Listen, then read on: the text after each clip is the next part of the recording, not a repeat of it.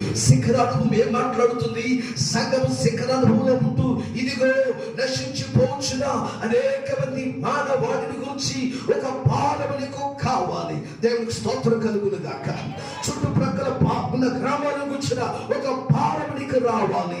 చుట్టుప్రక్కల ఉన్న మండలాలను గురించి సంఘానికి ఒక మాట్లాడొచ్చా? నేను ఈ మాటలు చెప్పండి.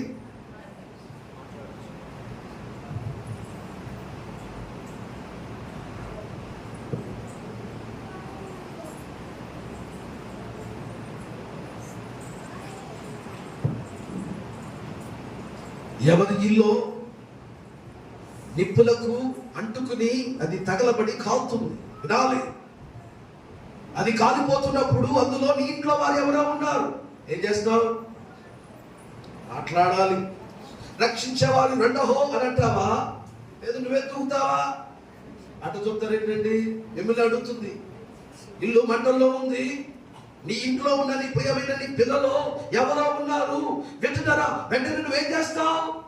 ప్రమాదం ఉన్నను, నిప్పులు ఉన్నను, జ్వాలలు ఉన్నను, వెంటనే నీ ప్రాణమునైనా పదవగా అక్కడ పెట్టి ఏం చేస్తావు?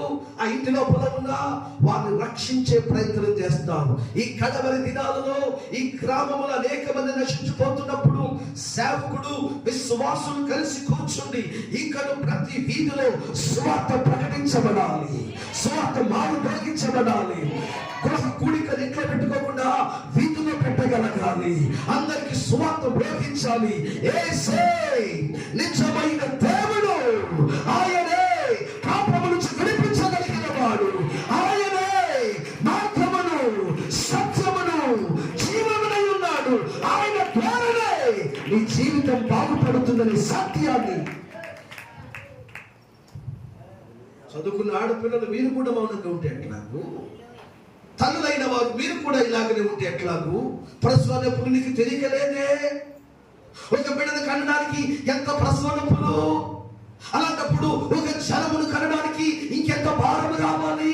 ఒక బిడ్డను కనడానికి మరణము అగునంత ప్రసవ వేదన కలుగుతున్నప్పుడు గ్రామమే, ఈ మండలమే, ఈ జిల్లానే వినాలి. ఈ రాష్ట్రంలో అనేక ప్రజలు ఈ సంఘమున రక్షణలోనికి రావాలి అన్నప్పుడు మోషేకు ఉన్నటువంటి భారం, ఒక్కడు నిలబడి 30 లక్షల మందిని బయటికి తెచ్చాడంట.